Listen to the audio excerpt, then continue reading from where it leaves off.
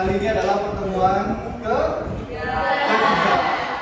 Minggu kemarin kita udah bahas tentang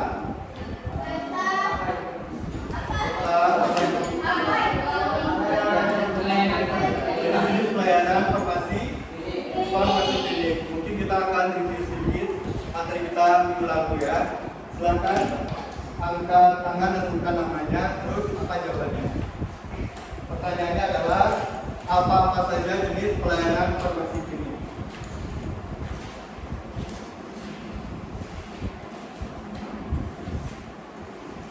Nah, silakan. Jenis pelayanan farmasi klinik yang pertama, pakai ini Pak. Misalkan ada obat apa? Ya, sebutkan aja dulu jenisnya apa. Namanya siapa?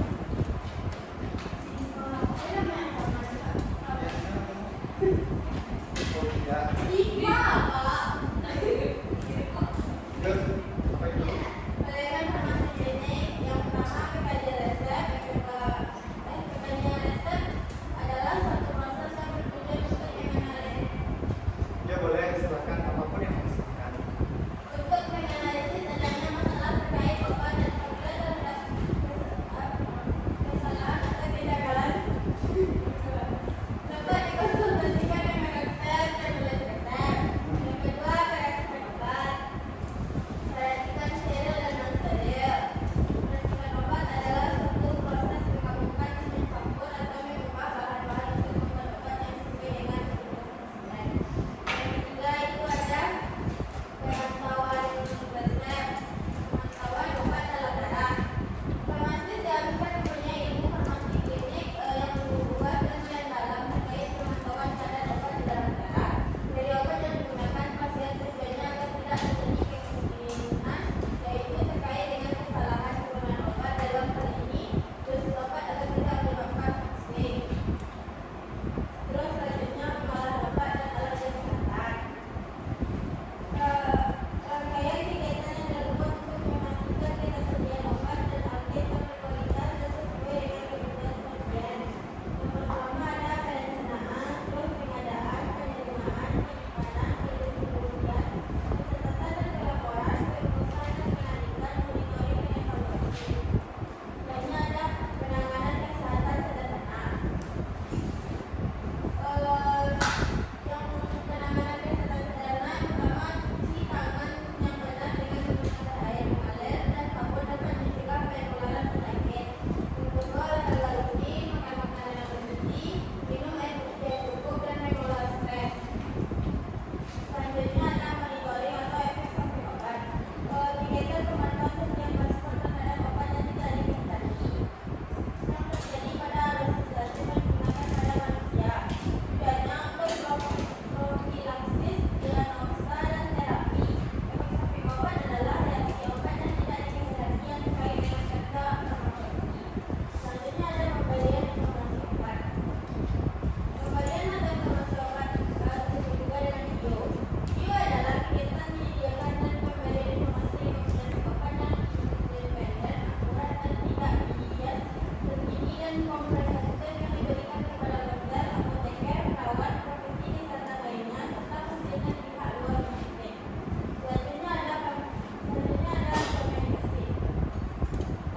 Komunikasi merupakan proses pengobatan yang dilakukan sendiri oleh seseorang mulai dari pengenalan keluhan atau gejalanya sampai pada pemilihan dan penggunaan. Yang lain ada yang mau menambahkan? Itu dari orang ya. Semua tadi disebutkan aja poin-poinnya apa aja. Jadi bagi-bagi nilainya. Ini Pak nggak mau ya nilainya. Ini nggak apa-apa. Oke, kita akan bahas lagi ya tentang si pengkajian resep. Nah, itu apa-apa aja dikaji dalam resep. Tadi, nah silakan Anggun. Kesehatan administrasi, Apa? kesehatan administrasi, Nah, kesehatan administrasi, kesehatan farmaseutika. kesehatan klinis. Yang lain ada? Nah, masih ada? Unsurnya dibagi. Nah, apa aja? Kesehatan administrasi meliputi yang pertama nama, umur, jenis kelamin, berat badan dan tinggi badan pasien. Yang kedua nama, nomor izin, alamat dan kartu besar. Yang ketiga tanggal resep. Yang keempat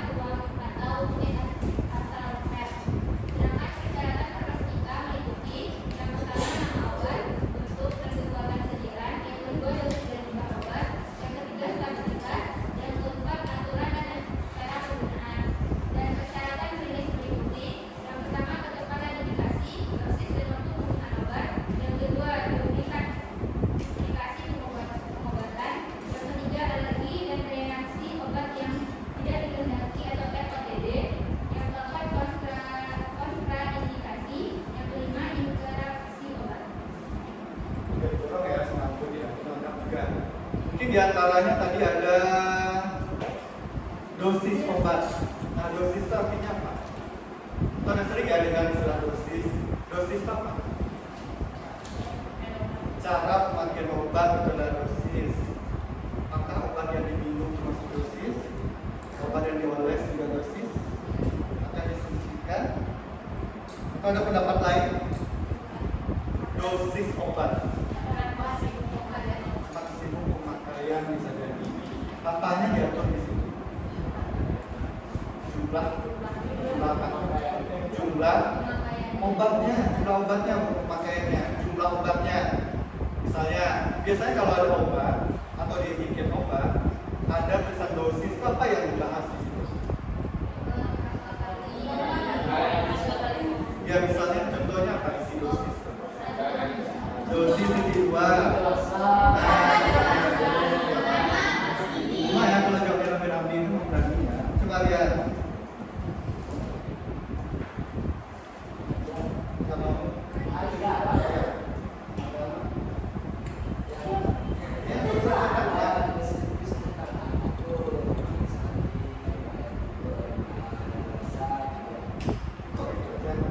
Ya mungkin kalian lebih lengkap mungkin siapa yang tahu?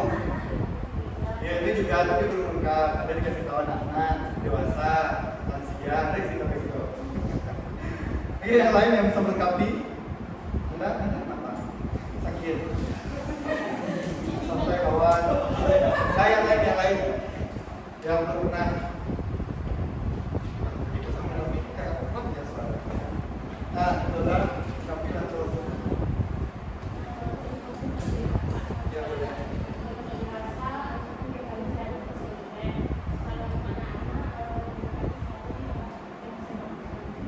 boleh kayak gitu ya, atau juga dosis untuk anak-anak 3 kali sehari 50 mg atau pada kondisi awal digunakan sebanyak sekian miligram. Jadi setahu jumlahnya ya, berapa yang dikonsumsi. Itu dosis. Nah, dosis ada lagi yang macam-macamnya ya. Terus juga ada dibahas di dalam kajian resep itu adalah frekuensi. Frekuensi obat itu maksudnya apa? Jumlah pemakaian yang seperti apa? Frekuensi. Frekuensi kita bahas tentang jumlah ya. Frekuensi apa? Apa? Nyangkut. Frekuensi.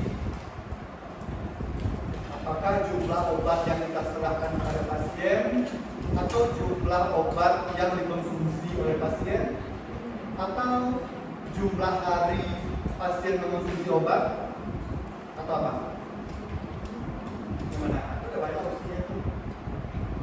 Apa? Yang mana yang frekuensi?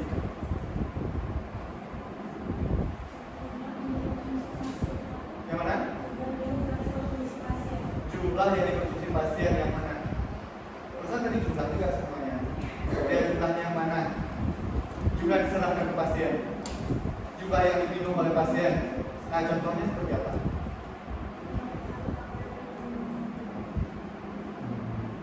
Ada yang bisa melengkapi? Itu udah main 4 bisa lebih pas lagi jawabannya. Frekuensi jumlah penggunaan obat. Misalnya obat tuh dikonsumsinya harusnya 3 kali sehari, 2 kali sehari, itu frekuensi ya. 3 kali sehari. Jumlah pemakaian obat yang dalam sehari itu berapa kali? Ada lagi durasi. Durasi pengobatan itu apa? Nah, jangka waktu pengobatan, apakah obatnya itu diminum sampai habis? Apakah obatnya dihentikan setelah gejalanya hilang? Atau tetap diminum setelah gejalanya hilang? Ada seperti itu ya. Nah, itu dia durasinya. Ada bisa pendek, bisa panjang. Apa contoh obat yang diminum dalam jangka panjang? Aman, obat anti tuberkulosis. Iya. Oke, kita akan masuk ke materi yang terbaru ya. Kita selanjutnya yaitu tentang moralitas.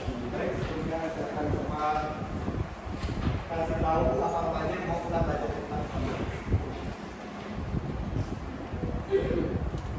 sebelumnya ada yang bahan ya.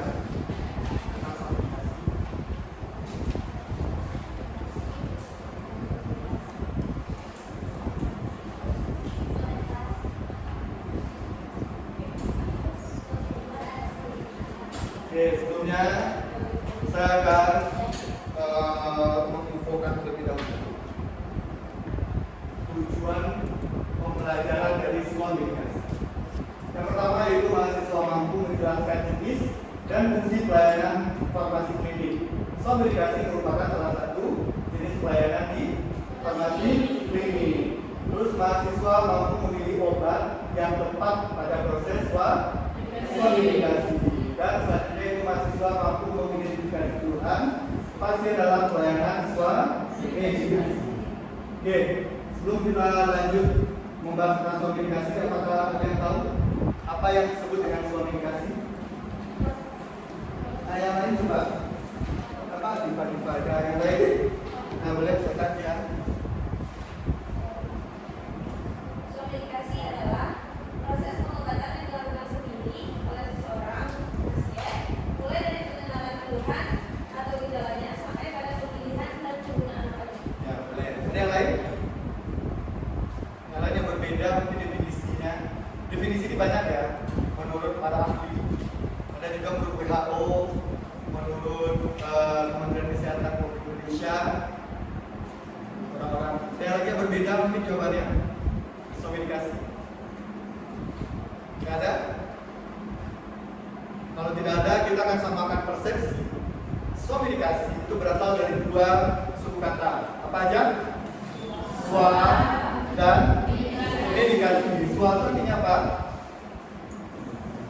Sendiri, mandiri. Sedangkan medikasi artinya adalah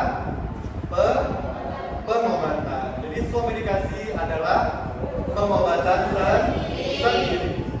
Nah, kita harus bisa mengetahui ya definisi dari swamedikasi itu apa.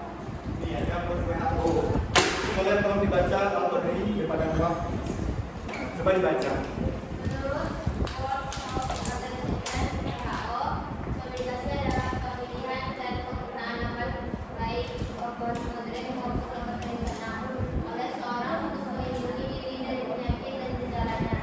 Ya, menurut WHO tahun 1998, nah itu swamedikasi adalah pemilihan obat maupun obat modern ataupun tradisional untuk seseorang guna untuk melindungi seseorang dari penyakit dan gejala penyakit. Nah, sedangkan menurut FIP coba Ukti.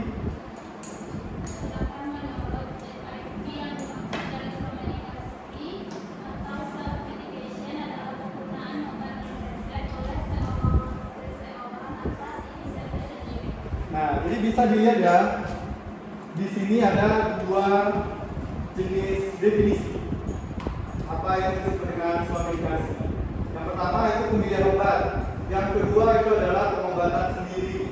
Obatnya itu non resep, berarti tanpa melakukan yang namanya proses konsultasi dengan dokter. Non resep. Di pasti itu inisiatif sendiri aja. Misalnya seseorang lagi demam, saya demam, saya mau minum obat, bisa nggak perlu berobat? Kayaknya saya demamnya ya karena lagi capek aja. Terus beri apotek, Bu, saya mau beli paracetamol karena saya demam. Itu udah termasuk yang namanya swamedikasi. Oke, kita akan bahas lagi banyak ya definisi tentang swamedikasi ini. Ini juga secara umum swamedikasi itu merupakan perilaku mengonsumsi obat itu tanpa menggunakan resep dari dokter. Gunanya sama dalam farmasi klinis itu adalah untuk pertahanan kesehatan dan mencegah suatu penyakit. Jadi sebelum penyakit datang bisa cegah dengan obat swamedikasi seperti mengonsumsi yang namanya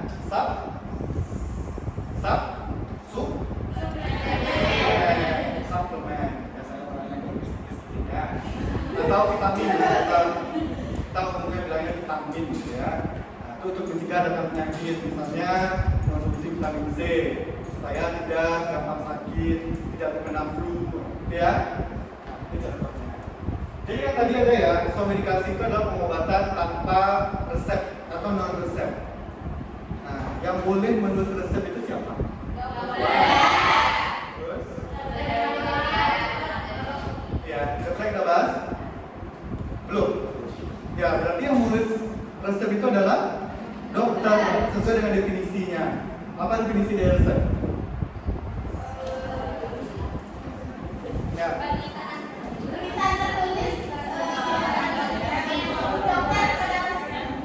Berapa sih ya?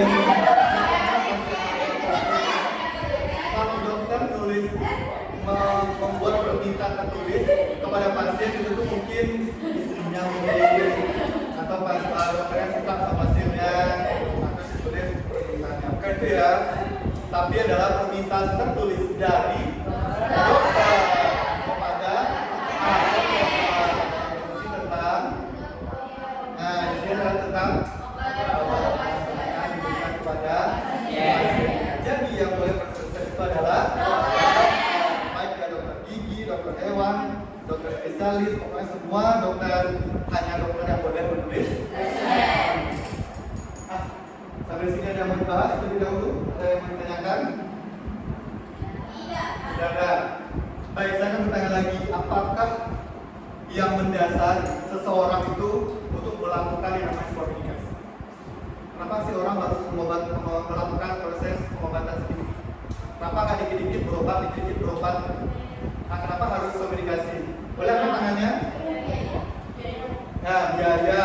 Pokoknya segala hal yang berhubungan dengan biaya itu kita simpulkan sebagai ekonomis. Jadi orang melakukan medikasi itu karena ekonomis. Kalau seandainya dia berobat ke dokter, pasti nanti ada biaya konsultasi. Biaya paling murah untuk sekarang konsultasi. Saya nggak tahu. Berapa itu? Kayaknya 50.000 itu yang paling murah tuh kayaknya. Nah, mungkin kalau orang demam tuh mungkin 50, tapi kalau orang yang bilang senang, nah mungkin tuh 200.000 baru sekali konsul. Berbagian ada obat dan dia. Itulah alasan kenapa seorang melaksanakan sebuah medikasi demi harga yang bisa ditekan. Apa lagi? Ya, sampai aja. Ya, mungkin karena gejala atau penyakitnya itu merupakan penyakit yang ringan, bukan penyakit berat. Contohnya apa? Masuk, apa lagi? Sakit kepala, apa lagi? Sakit gigi, apa lagi? Laki-laki, laki-laki. Nah, ada ya. Itu kira-kira contoh penyakit ringan. Apa lagi alasannya orang melakukan sebuah medikasi? Lebih praktis. Artinya praktis ini apa? Ya, bisa kapanpun dilaksanakan. Biasa kalau seandainya kita pergi berobat ke dokter ya, periksa ke puskesmas misalnya, kita ngantri dulu, daftar dulu, tunggu giliran, udah kasih resep, antar dulu ke apotek, tunggu lagi. Sedangkan kalau sebuah medikasi, kita udah tahu nih obatnya. Ketika kita lagi demam misalnya kan, atau kepala pusing, kita minum paracetamol, karena kita udah tahu ya obatnya paracetamol. Terus kita minum, kita bisa melaksanakan aktivitas lagi. Nah, tiba-tiba nanti pusingnya hilang, demamnya udah turun, nah gitu ya. Jadi tetap bisa melaksanakan kegiatan yang lain. Apa lagi? Baru 3 alasan yang mendasari orang melakukan sebuah medikasi.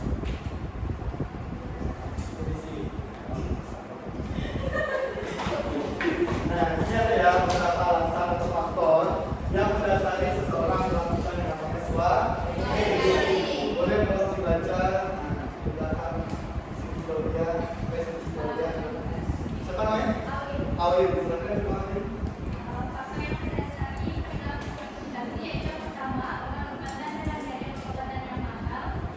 Satu juga baca ya. Nah, jadi obat pertama itu ada biayanya mahal, biaya konsultasi tadi itu ya, biaya berobat mahal. Terus? Yang kedua, mengambil pendidikan dan pengetahuan dalam bidang kesehatan, obat-obatan yang tersedia secara bebas di toko-toko.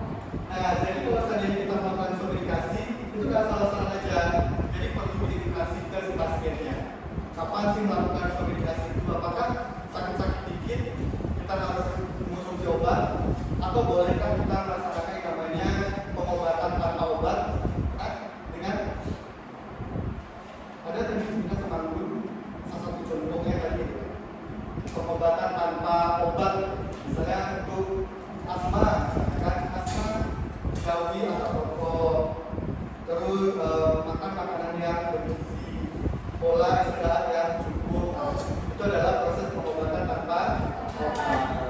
Nah, lanjut, Maulid. Yang ketiga, menjual obat-obatan tanpa resep dokter dan kurangnya pengawasan ketat dari pemerintah terkait penjualan obat. Nah, jadi dari beberapa tempat atau lokasi itu banyak tempat yang tidak menyediakan sarana atau fasilitas ke kesehatan. Tidak semua tempat itu ada puskesmas. Jadi sehingga seseorang itu harus melaksanakan namanya komunikasi.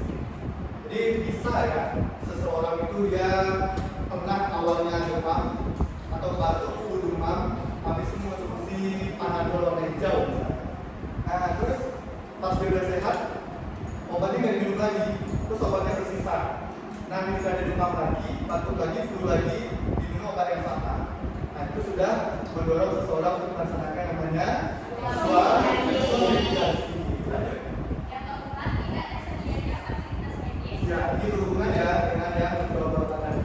Bahkan tidak hanya sarana kesehatan saja yang menjual obat.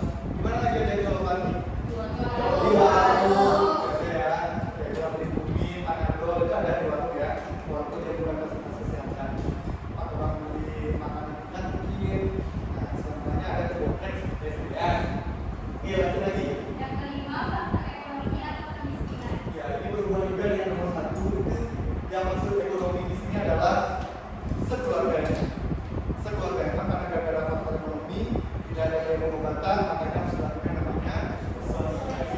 Satu lagi. Yang keenam, pengalaman sakit sebelumnya dan rekomendasi dari teman serta keluarga berdasarkan sakit yang pernah diderita juga menjadi faktor pendukung untuk melakukan komunikasi. Nah, seperti ini ya pengobatan tadi. Pas lagi demam, dia minum obat ya, panadol misalnya. Nah, udah demam lagi, disimpan obatnya. Terus pas demam lagi, dipakai lagi obat yang sama. Ada berdasarkan pengalaman penyakit yang pernah diderita. Atau juga rekomendasi dari teman.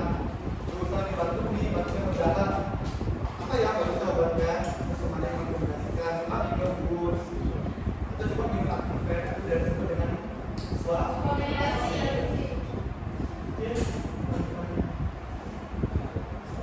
Nah, sebelahnya tadi ya,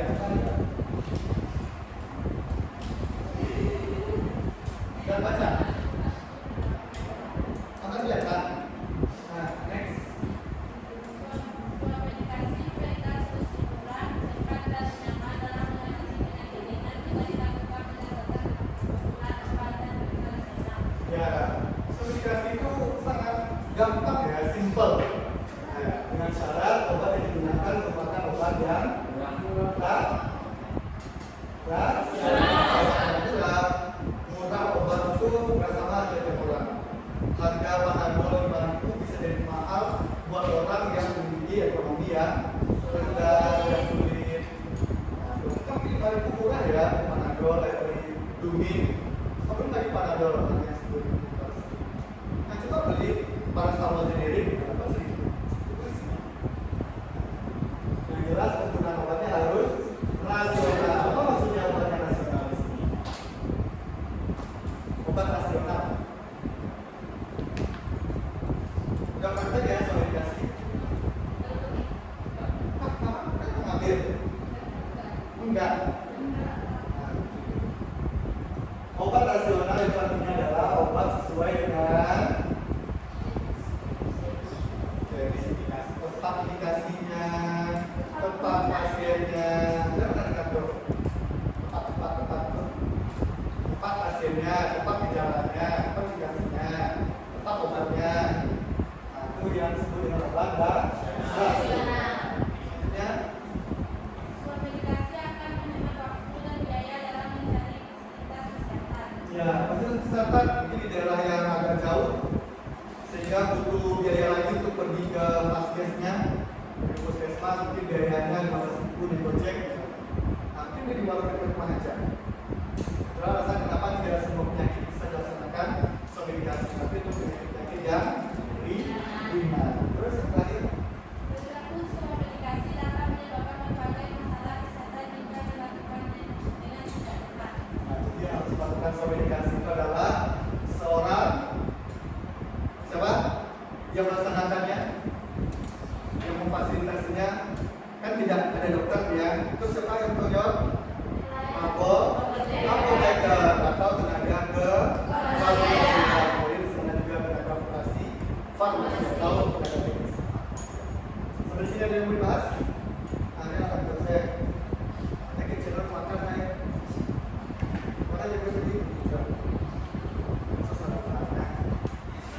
Ya, ada yang mau dibahas sampai di sini? Cukup ya, maaf ya. Ini mungkin hanya teori aja. Teori itu banyak Pak. Satu teori yang kita punya belum tentu itu yang terlaksana di masyarakat. Tapi banyak teori-teori lain yang mendasari terjadinya proses solarisasi. Intinya di situ adalah pengobatan sendiri tidak ada campur tangan dari dokter. Jadi ya, bisa jadi setelah apoteker, bisa jadi tenaga kesehatan lainnya seperti perawat mungkin, perawat pernah merawat pasien ketika sakit, ini obatnya. Nah, itu pengalaman bagaimana cerita ya, bisa direkomendasikan ke orang lain.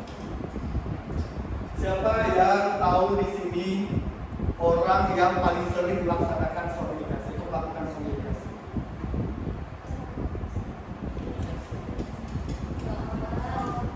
Somnifikasi orangnya, pasiennya siapa? Siapa orang yang paling sering somnifikasi?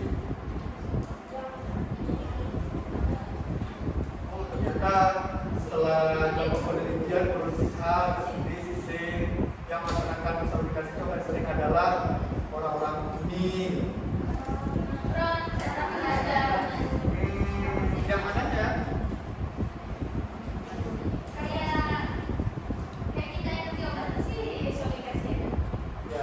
Kita itu siapa? Ini ada ya berdasarkan ini penelitian. Ada penelitian yang dilakukan oleh Sikhemal dan Abdullah tahun 2017. Ini 2017 ini. Nah, kalau pelajar atau mahasiswa, ini mahasiswa walaupun kita lakukan farmasinya ya. Nah, ini kan mahasiswa juga. Nah, ini pernah melaksanakan aplikasi. Jadi salah satu pelaku somnifikasi tersering melaksanakan somnifikasi. Alasannya adalah yang pelajar itu ada rekomendasi dari teman-temannya. Nah, biasanya itu gara-gara obat yang pernah dikonsumsi atau ada pasien yang menyentuh obat. Nah, siapa di sini yang ada stok? Ya, biasanya itu ketiga kali gitu. Nah, kurang saya ini dalam tas saya. Kapan-kapan kan sakit kepala juga aja datang kan, lagi banyak pikiran, lagi galau, tiba-tiba kepalanya pusing, obat langsung dan bisa tuh ada permukaan yang tepat.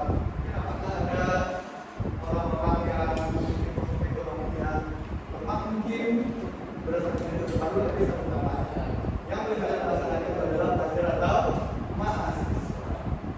Apakah ada yang mau dibahas di sini? Masih kita bahas dari poinnya ya? Ya? Nggak ada? Kalau nggak ada,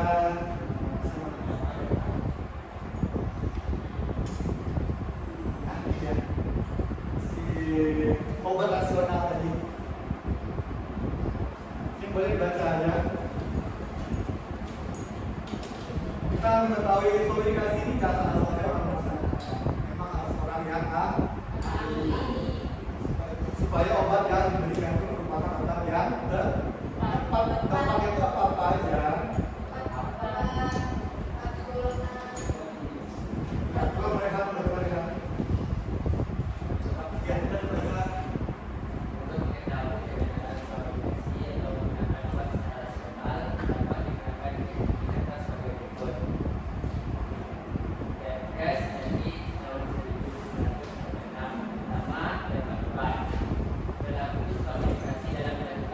Dalam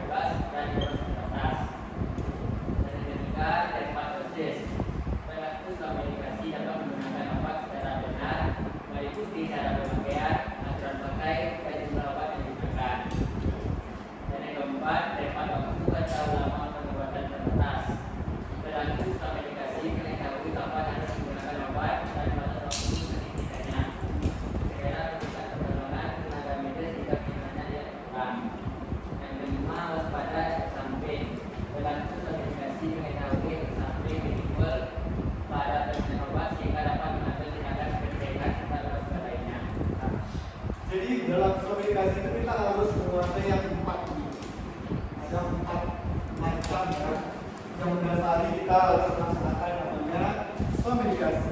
Nah dari sini kita nggak bisa sembarang-sembarang aja melaksanakan swab medikasinya.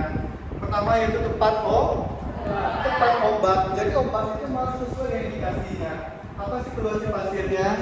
Harus pas obatnya, nggak boleh salah-salah aja. Terus golongannya, apakah dia golongan bebas? Apakah dia bebas terbatas? Apakah obat keras yang boleh dibeli atau dikonsumsi tanpa resep dokter? Itu ada ya? Pernah dengar obat OWA? Apa itu? Nah, tahu ya definisinya OWA apa? Obat apa? Obat yang bagaimana? Apakah OWA itu termasuk obat bebas, bebas terbatas, keras, psikotropik atau narkotika? Termasuk obat keras ya, berarti dia boleh diserahkan tanpa resep dokter. Terus ada juga tepat dosisnya.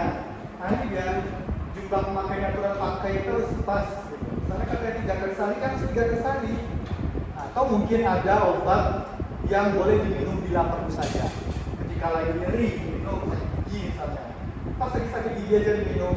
Setelah nggak sakit lagi, nggak usah diminum karena dia memiliki yang namanya ini efek samping. Setiap obat pasti ada efek sampingnya.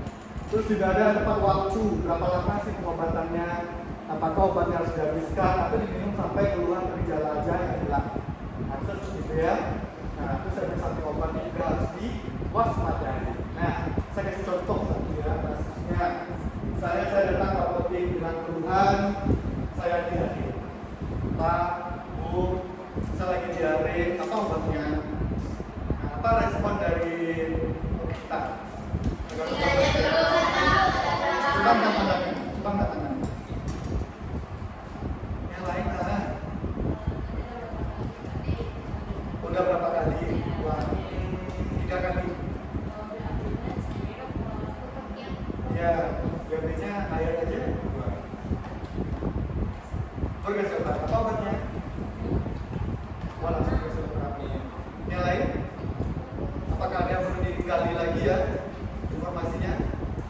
Apa ada lagi yang perlu ditanya ke pasiennya? Atau udah cukup gitu aja? Yang pertama ditanya udah berapa lama? Udah berapa kali buang besarnya? Terus konsistensinya bagaimana? Apakah cair atau lembek? Kan bisa aja kan, lembek tapi sering dia buang air besarnya pagi hari. Atau mungkin karena kurang aktivitas, mungkin dari yang pertama atau yang kedua, atau emang dia lagi diare. Apakah ada yang bertanyakan lagi? Gali lagi informasinya. Makan apa sebelumnya? Saya makan pecel ayam. Enggak. Ya itu kira-kira gitu kan. Besok yang terjadi ketika di lapangan ada pasien yang berobat, pasti itu yang mau kita tanyakan ke pasiennya. Nah, ada lagi yang mau ditanyakan? Enggak, cukup. Jadi apa lini pengobatan pertama untuk pasien yang diare? Apakah langsung kita kasih loperamid? Loperamid itu golongannya apa? Keras.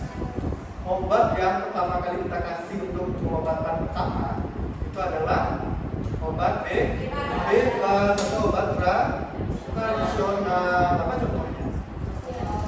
Apa? Neotrostop. Apa lagi? Entrostop ya. Apa isi entrostop? Entrostop. Kita semuanya tahu ya, mungkin beberapa orang yang udah bekerja, ini ada nih nama dagangnya, sering kita dengarkan iklannya, entrostop. Apa isinya?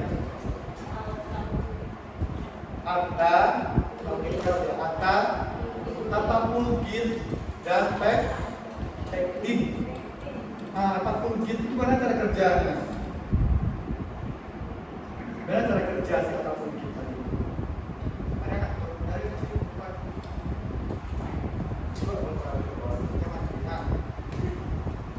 Apa? Gimana cara kerja atapulgin? Sama kayak tepung ya, dia menyerap cairan yang ada di saluran pencernaan. Mana cairan yang berlebih itu. Jadi kalau kita beranggapan ya, kita nggak bisa menentukan di sakitnya adalah sakit ini gitu. kita bisa mengindikasikan kalau kira-kira nih diarenya gara-gara kelebihan cairan di saluran pencernanya. Jadi perlu disedot cairannya terserap. Nah, gunakan siata ataupun di atas seperti tepung. Nah, dia itu awalnya kecil, ketika ada nyiram air dia tiba-tiba jadi besar. Kita belajar farmakologi seperti itu. Di farmakologi ada nggak? Ada belajar tentang obat-obatan diare. Belum masuk, tapi ada di materinya. Biasanya ada lagi ya. Iya kan ada sih. Nah, kita udah pilih nih obat yang akan kita berikan kepada pasien. Nah, apalagi setelah kita pilihkan obatnya apa yang perlu kita lakukan lagi? Nih, minum ya, terus stop, nah itu. Gimana cara pakainya? Langsung minum 2 tablet, terus keluar dari yang ini.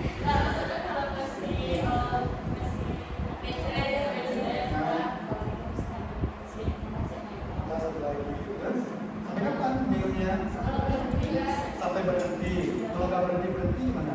Minum terus. Kapan berhentinya? Oh, kalau nggak berhenti langsung periksa dokter. Oke, lagi dong saya. Jadi kita juga bisa ya bertanya nanti kepada pasiennya, jika beberapa kali ini diare, udah 3 kali, sebelumnya udah minum apa obatnya? Boleh kita tanya. Nah, kan ada juga tuh pasien tuh yang udah stok obat di rumah, rata-rata yang stok udah ada di rumah orang-orang masing-masing. Itu contohnya obat tradisional kan untuk diare. Yang tradisional, yang tak sama atau positif, sama yang apa? Hah? Apa? Ya apa yang udah berada di pasaran? Ekstrak daun jambu biji itu.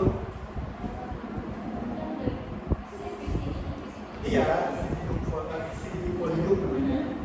Apa bentuk sediaan yang udah berada di pasaran? Apa namanya? Hijau. Apa namanya? D misalnya. D. Dia itu boleh itu kita rekomendasikan kepada pasiennya. Atau mungkin pasien sudah ada stok obat mungkin di rumahnya, gitu ya. Nah, mungkin ini udah kita kasih tahu nih ke pasiennya, minum obatnya untuk pertama kali 2 tablet saja. Tapi kalau seandainya udah nggak diare lagi langsung ketika kalau masih diare dengan jarak berapa jam? 4 jam. Nah, minum 1 tablet. Kalau masih diare lanjutkan lagi, maksimal berapa tablet sehari? 8 tablet sehari. Nah, dari 8 tablet tiba-tiba masih diare, apa yang harus kita sarankan kepada pasien? Konsultasi dokter, boleh. Atau mungkin setelah 3 kali pengobatan atau 3 kali minum obat, pertama 2, 1, dan 4 tablet diminumnya tapi nggak ada perubahan juga. Kalau udah habis seharian tuh ya, nah boleh langsung konsultasi lagi ke dokter atau balik lagi ke apotek diganti obatnya dengan obat yang lebih bagus dan lebih keras dengan kerja yang berbeda. Apa kita sarankan lagi? Apa? Ya. Apa kita sarankan lagi juga? Coba ini yang prostat ternyata nggak berhasil, masih diare. Lalu kita sarankan penggunaan obat golongan keras itu lobe, loperamid. Nah, gimana cara mengonsumsi loperamidnya? Mana cara minumnya? Itu perlu ya disampaikan ya. Apa-apa saja informasi yang perlu kita sampaikan kepada pasien ketika kita menyerahkan obat kepada pasien.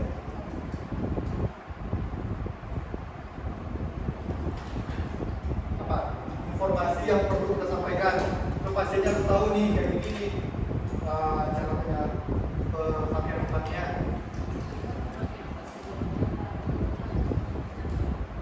Ya, apa aja informasinya? Gimana cara mengonsumsi loperamid? Ya, yang pertama 2 tablet.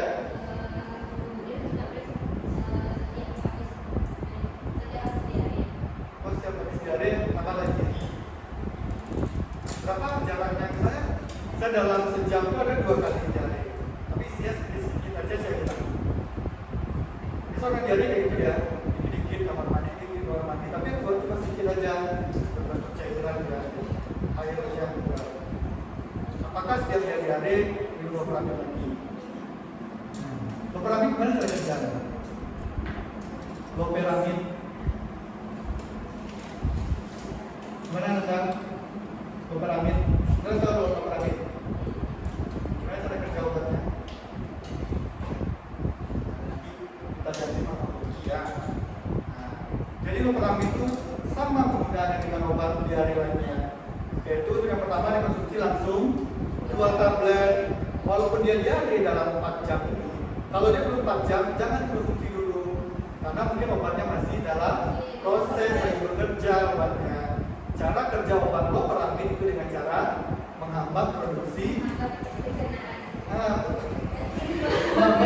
air yang ada di pencernaan.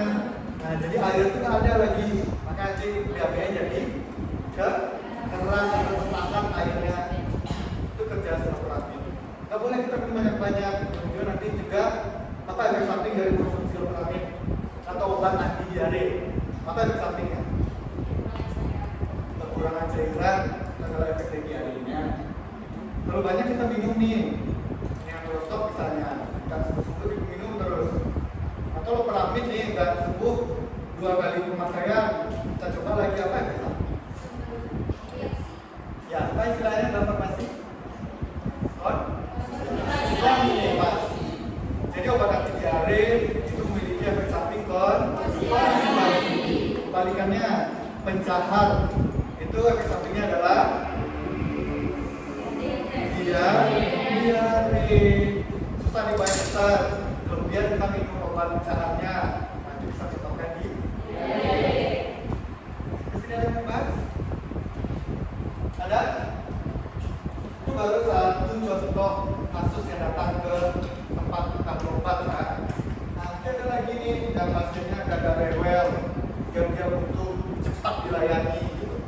Baru datang dia menyatakan dulu, sakit perut, susah ini tahan, apa obatnya nih?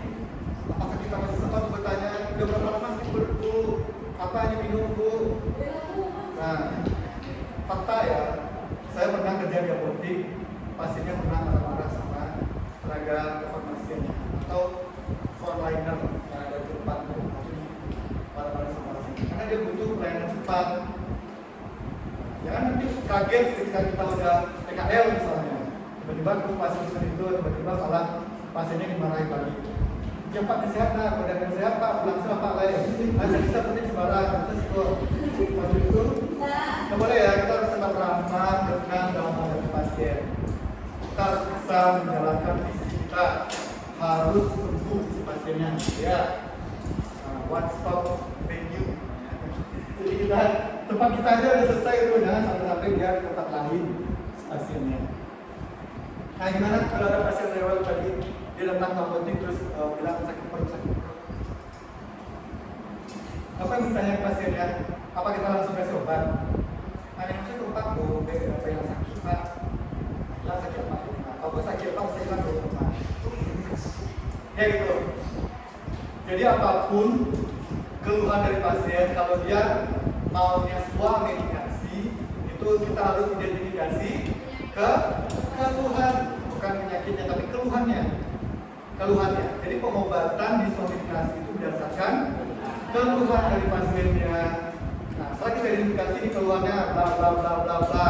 Nah, kita ambil kesimpulan obat yang tepat untuk keluhan yang ini adalah obat yang tepat dengan disebut dengan obat rasional. Oke, sampai sini ada yang membahas? Kalau ada yang membahas, saya mau kasih tugas. Tugasnya nggak berat, tapi membutuhkan skill yang cukup untuk seorang farmasian. Dalam proses pelayanan kefarmasian, kita memang harus banyak aksinya, lebih banyak prakteknya daripada teorinya. Ini kita bahas teorinya aja dulu ya. Nanti kita akan mempraktekannya nanti. Komunikasi belum ada praktek, tapi kita akan mempraktekkan. Ya, tugasnya adalah membuat video. saya akan bagi per orang satu kelompok lah, per kelompok isinya 2 orang. Nanti yang satu ini pasien, yang satunya lagi jadi tenaga cover pasiennya sebagai pendekat untuk kita. Tapi nanti dibalikkan, yang awalnya di pasien nanti jadi TK. Nah, itu silakan nanti dibuat video per kelompok, satu kelompok isinya 2 orang. Nah, nanti per kelompoknya itu menyatakan keluhannya apa. Nanti penyakitnya saya akan kasih gejala-gejalanya. Misalnya suami dikasih untuk batuk misalnya. Nah, Pak aja. Kalau ada pasien batuk, apa yang kita tanya? Pak, saya batuk Pak, udah 3 hari, kami nggak suku-suku. Apa yang saya tanya ke pasien? Nah, kita tanya dulu jenis batuknya apa. Tadi kan udah apa? Berdahak. Terus apa ada yang kita tanya? Nah, udah pernah minum obat? Udah, saya udah minum Woods. Udah 3 hari tapi nggak ada perubahan. Apa lagi yang ditanya?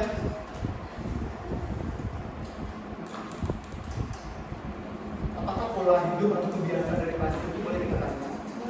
Boleh, misalnya? Bapak merokok, Pak? Kalau seandainya dia merokok,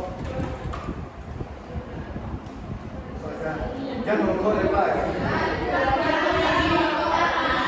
Karena merokok dapat memicu batuknya. Nah, terus apa nih yang mau saya minum lagi? Biasanya minum buat tapi nggak sembuh. Baru kita kasih obat. Obatnya?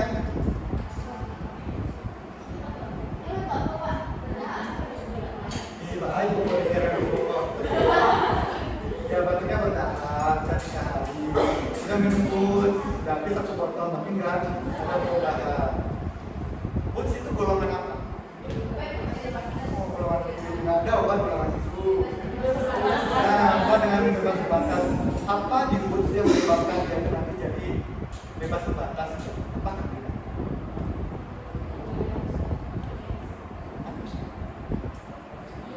Apakah si giginya atau si seteknya atau si oxyfentrin atau apa lagi sih, mentol di dalamnya, apa menyebabkan dia itu jadi bebas sebatas?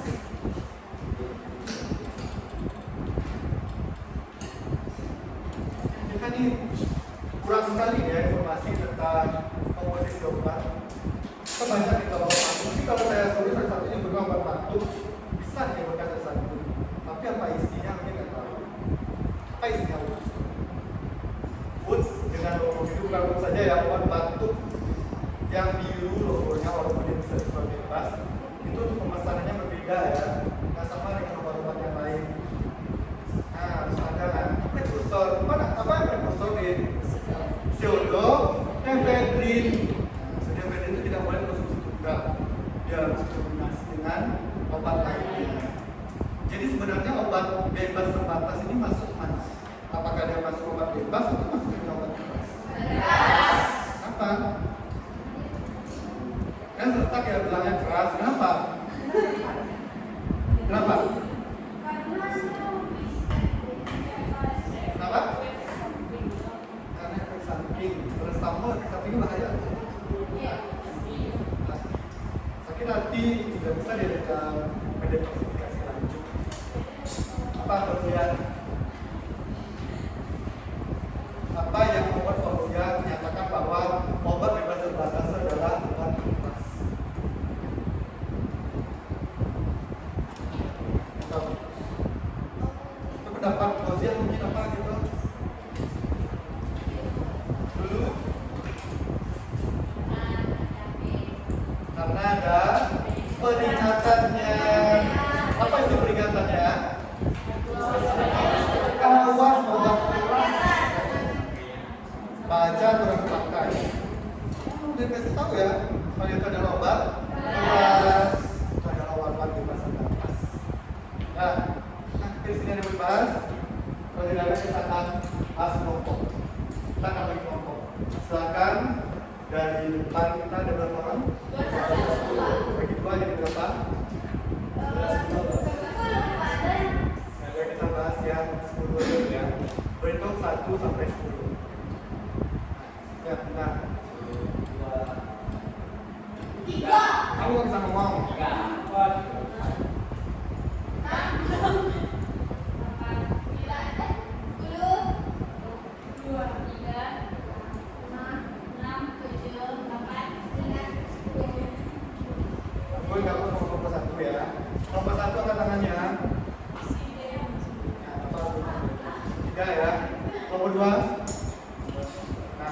3 untuk kawan saya 4 5 6 7 cukup dekat 8 9 10 sendiri.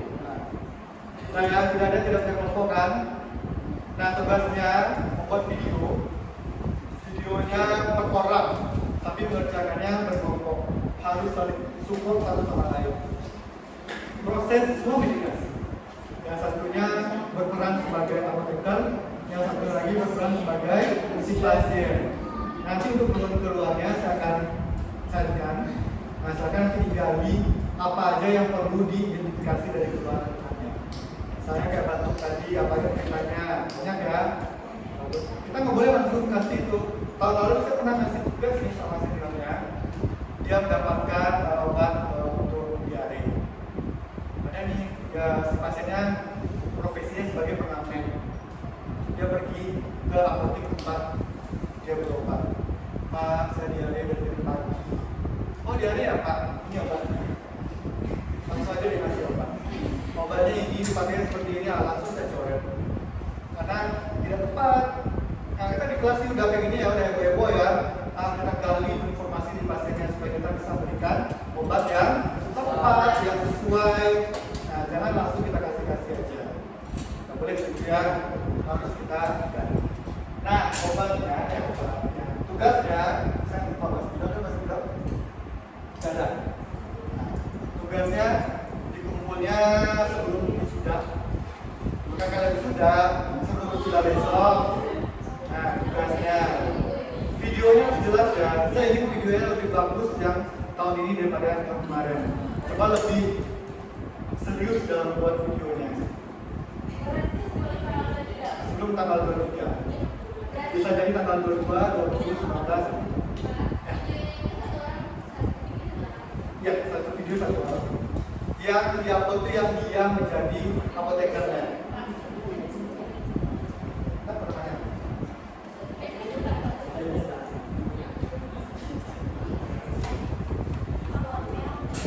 Ya, pada orang bikin satu, tapi bikinnya coba sedemikian rupa. Kalau ada yang praktek di apotek, mungkin mau di apoteknya boleh, atau di sebelah juga boleh. Nah, asalkan dia rekam itu bagus juga, jelas apa yang disebutkan. Nah, misalnya di lapor sebelah di Anfar, kan misalnya obatnya tak ada. Ambil aja salah satu obat yang ada di belakang, di ruangan laci. Bawa aja ke depan, tapi sebutkan obatnya apa. Misalnya kita maunya Lodia, kan Lodia nggak ada di belakang. Sebut aja, ambil aja salah satu obat yang di belakang. Ini Pak obatnya Lodia, cara pemakaiannya seperti ini. Jelas ya disebutkan, jangan tidak jelas. Yang terlalu itu ada nggak jelas, dia bikin ini kos, ada meja.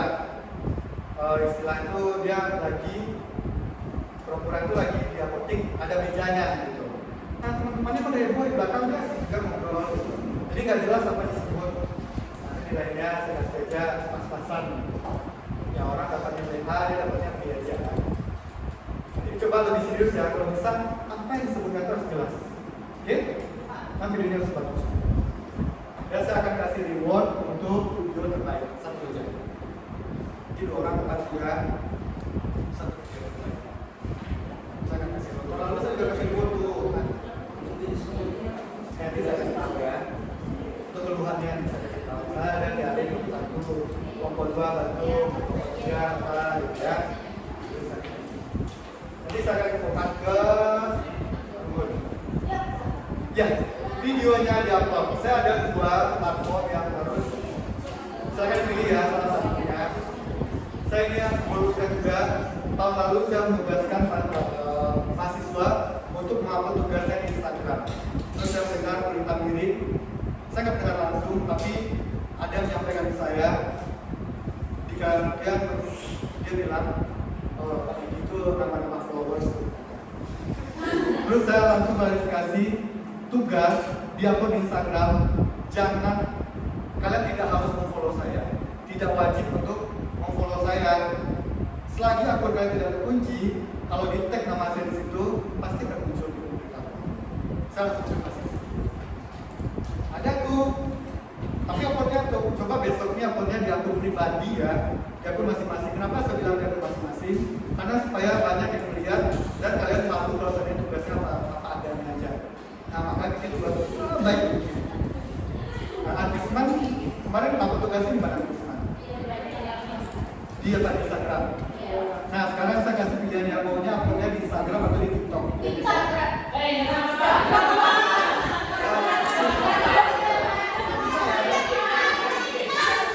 Kita akan voting saja. Nah, yang setuju.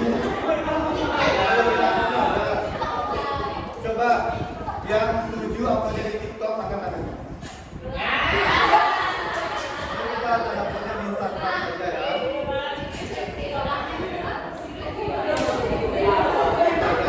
Kira cuma dua. Kenapa? Saya kasih tahu ya. Salah satu tujuan dari pembelajaran ini selain bisa mengembangkan benar-benar serius dalam melaksanakan perkuliahan, khususnya ini komunikasi ini ya, ini harus tetap obatnya nih. Nah, jadi kalian harus benar-benar kuliah. Jadi orang lain bisa melihat, nanti juga bisa meniru gitu.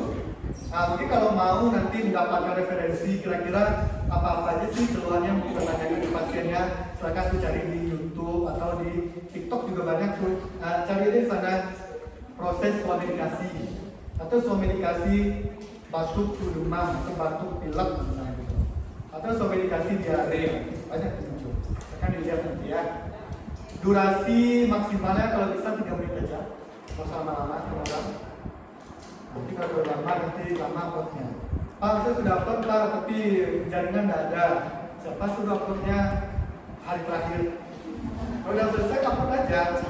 Dan jangan dihapus dulu kalau saya belum suruh hapus. Karena nggak langsung nih tugasnya masuk nih langsung hari ketiga sambil nilainya kan. Saya akan lihat dulu siapa satu persatu. Ingat ya, itu terbaik saya nanti akan kasih reward. Rewardnya solo mahasiswanya sekarang. Oh, boleh. Mahasiswa sudah boleh dibimbing dengan duit. Nanti lama-lama mahasiswa jadi makanan kita. Boleh ya. Yang nilai pasti nilai, tapi saya ada nilai di luar itu. Tapi pasiennya kan tidak. Misalnya nih, April sama Sinarda. April jadi apotekernya, Sinarda jadi pasien. Nah, nanti Velda ini jadi apoteker lagi, April jadi pasien. Iya. Yang di-upload itu adalah video yang kalian sebagai apoteker. Kalau sama ya, kasusnya sama, misalnya diare berkurang. Nah, jangan bapaknya kedua-duanya, ya terus saja keduanya, ada lobianga keduanya. Tapi coba cari yang lain, bikin keluhan-keluhan yang berbeda. Ya, seperti kreatif, kemudian terbaik videonya akan saya kasih. Videonya 1-2 jam. Itu 1 kelompok aja. Nah, kelompoknya dari santai, kita tahu. Ini ada, tidak harus di follow. Mau bisa di? Bisa lah, bisa.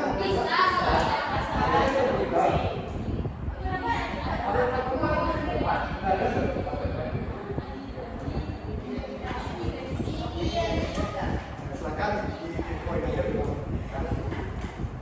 Oke, sampai di sini ada yang mau dibahas? Yang mau ditanyakan? Bisa jadi itu sebagai reward nanti yang bagus juga akan saya share. Biasanya ya sampai sini. Ini jangan juga ya nonton. Jadi ada mahasiswa itu Pak, fallback apa Pak? Fallback apa? Udah, yang terpaksa saya fallback. Terus dia lagi tengah malam, saya nggak ngomong apa-apa, saya tonton gitu kan. Aduh Pak Didi, Pak Didi ada langsung hilang. Saya di luar kampus kita tuh teman aja. Mau teman dengan saya, nah, nggak mau teman dengan nggak apa-apa. Tapi kalau di kampus itu kita sebagai dosen dan mahasiswa kita bebas-bebas saja. Dan saya tidak akan pernah mengkait-kaitkan ketika kita ketemu di luar ya. Saya lagi nongki misalnya, saya duduk di tanah kalau tiba-tiba kita ketemu, nah ternyata kalian nggak nyapa nih saya ngeliat nih. Nah terus tiba-tiba besok nilainya anjlok enggak? Karena nggak ada satu paut nilai dengan pertemuan kita di luar. Jadi kita melaksanakan kerjanya di luar. Tiba-tiba kalian nggak datang nih, nah baru ada satu paut nilai. Tapi kalau kegiatan keseharian itu nggak masalah, kecuali kegiatan di kampus ya. Tapi kalau di luar kampus, saya kasih tahu kan, kalau ketemu kita di luar kampus apa yang dilakukan? Nah, ambil bank itu kalau usah sampah.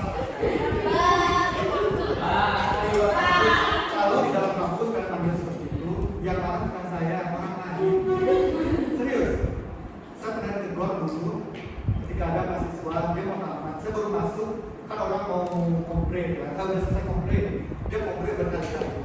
Jadi saya udah baru masuk kan gak ngajar gitu kan dia, dia udah apa? Dia bisa tuh abang, jadi di depan dosen-dosen yang lain, terus dia bukan. Bisa saya kasih tahu. Jadi kalau dipakai abang sama orang jangan mau, ya.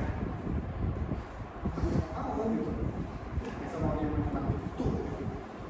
Tapi kalau di luar kampus itu paling galak ya kan. Nah itu yang membatasi kita dengan mahasiswa. Jadi dulu sekitar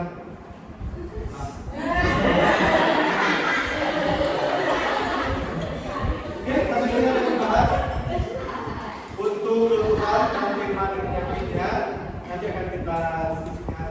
Bukan saya akan kasih ke Anggun. Nanti Anggun ya kasih ke teman-temannya. Berdasarkan urutan aja ya, yang satu nanti urutan itu nomor satu, yang dua sampai di situ. Oke. Terus ada lagi mas, batas pengumpulan juga nanti saya info. Nggak harus tanggal 22, bisa jadi tanggal 19. 19 dari Sabtu ya? Nah, ya, bisa jadi tanggal 19. Masih lama. Silakan nanti diorang lagi. Dan sampai sini kita bahas, ada yang kita bahas. Jika tidak ada yang dibahas, saya tahu seperti yang dilihat, saya mau dua orang untuk memberikan kesimpulan dari perbincangan kita. Jangan orangnya berdua kan, yang lain, saya mau yang lain, semuanya satu. Kita tanggal berapa? 8 bulan Jessica pasti siap kan?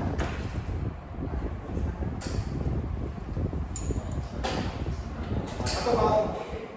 Kalau nggak mau nggak apa-apa dilempar ya. Mau? Nggak mau. Yang lain ada? Yang lain saya ada yang perlu dilempar.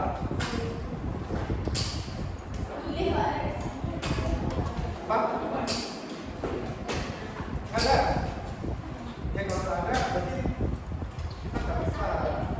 Saya nggak bisa memberikan pelajaran hari ini sesuai dengan kemampuan saya. Nanti hari ini saya sudah mengajar. Nah, boleh dipasang teraskan suaranya. Jadi teman-teman, ini rangkuman pelajaran kita pada hari ini tentang sosialisasi. Ada tujuan pembelajaran, mampu menjelaskan jenis dan fungsi pelayanan promosi klinik, mampu mengidentifikasi mampu memilih obat dan tempat pada proses verifikasi, terus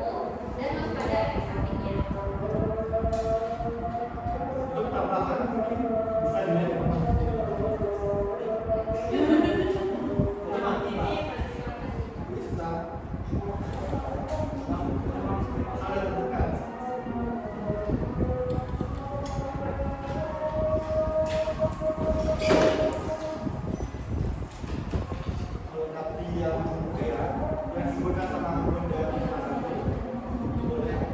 Komunikasi itu adalah kekuatan sendiri. Sama kayak swafoto, pernah dengar istilahnya? Swafoto. Foto sendiri. Selfie. Foto sendiri selfie. Nah, gitu ya. Nah, tujuan dari komunikasi itu adalah masyarakat dapat merawat kesehatan sendiri dan juga bisa bertanggung jawab secara efektif. Ya, boleh semua dibaca aja. Juga komunikasi itu termasuk kayak teknik saja. Tidak boleh. Untuk penyakit yang ringan saja. Yang tidak boleh itu adalah penyakit kronis, ya. Terus penyakit degeneratif. Terus juga mereka sangat berperan penting di situ. Pemilihan obatnya juga harus tepat kalau obatnya harus rasional. Oke, sampai di sini ada yang mau dibahas? Enggak? Oke, jika tidak ada yang mau dibahas, pertemuan hari ini saya cukupkan sampai di sini. Beri tepuk tangan yang meriah untuk kami dan